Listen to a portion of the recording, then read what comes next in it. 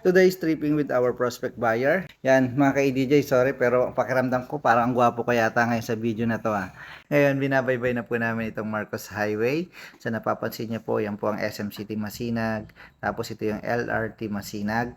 By the way po, yung property is beside lamang po ito ng SM Downtown at along Marcos Highway. Yan guys, punta na po kami dito sa loob ng subdivisions at yan, narito na rin po si buyer.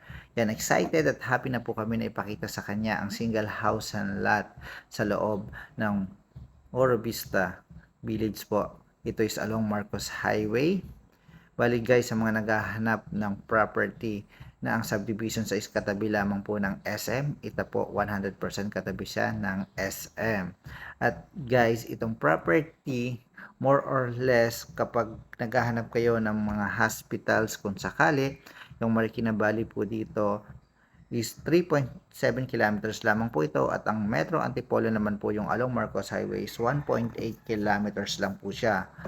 At yan guys, sa mga schools naman na malapit dito, bigyan ko kayo ng isa. Yung Ateneo po natin is mga 7.4 kilometers lang po siya mula po dito sa Oro Vista Subdivisions.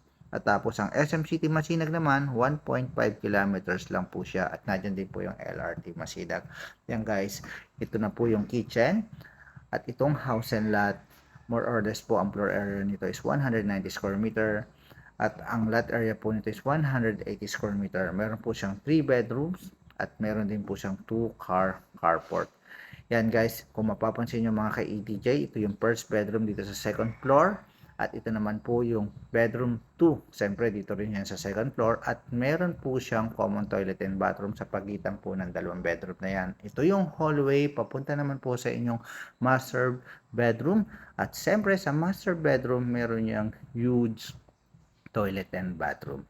Bukod diyan, meron din tayong balcony siyempre. Ito yung balcony natin.